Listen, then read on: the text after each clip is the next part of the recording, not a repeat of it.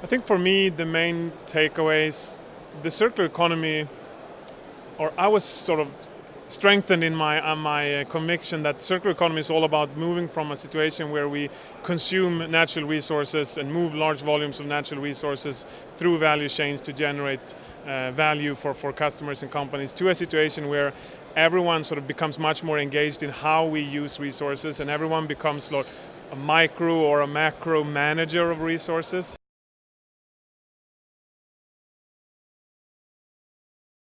Well, I think it's important because it's inevitable.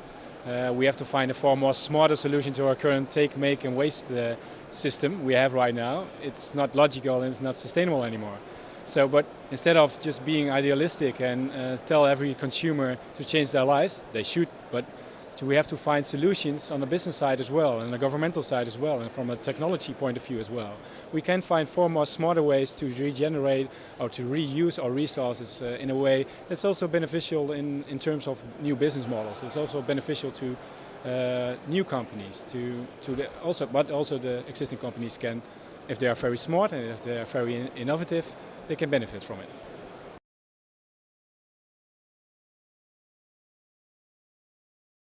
It's interesting to see that there were mainly startups setting up new businesses in the sharing economy.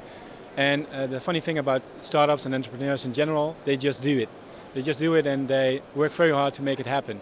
But we still live in this linear world, so they face these barriers of law and regulation. There are a lot of invested assets. There's still a lot of barriers in the technology side.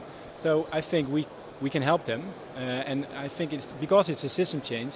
Everybody should be involved in this, and so it starts with these entrepreneurs, but we need to make sure that governments and scientists also understand how powerful this can be.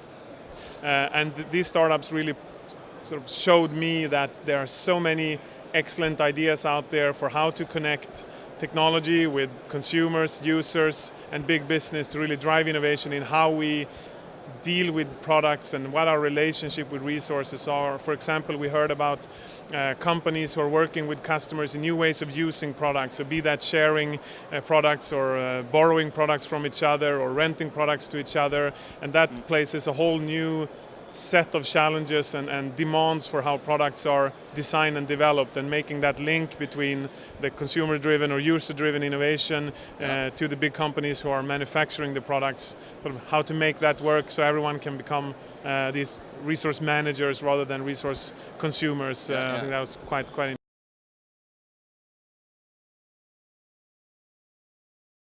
I think first of all, it's important to understand that things are happening, and things are happening very, very fast. So, watch this space for disruption. It took Airbnb 5 years to book more hotel rooms than Hilton, the world's biggest hotel chain. It took them almost 100 years to reach that position. And that's only by changing the way we relate and the way we sort of consume and use physical resources in that sense, so the built environment. So things are happening very fast. Walmart is already generating over $230 million last year through their zero waste program. Cisco over $280 million US through their refurbishment program and their return chains for their technology. So I mean, things are happening, and again, things are happening very fast. So that's the first thing. And then the second thing, so how to make it happen even faster and even more. And it's all about the business models, really. You need to understand what business model to apply to this challenge. If you are, be that the apparel industry, telecommunication, IT, automotive, construction equipment, there is a business model that's relevant for you that might require operations to work with strategy, to work with sustainability, to really understand that and drive that change. It will most likely mean that you will need to leverage new technologies, new capabilities, probably change your revenue model in some instances.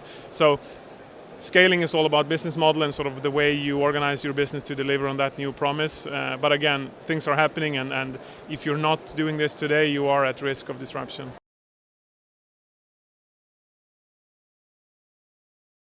Just to emphasize, the circular economy is not only focusing on the Netherlands. This is a global question. I mean, this is a global challenge.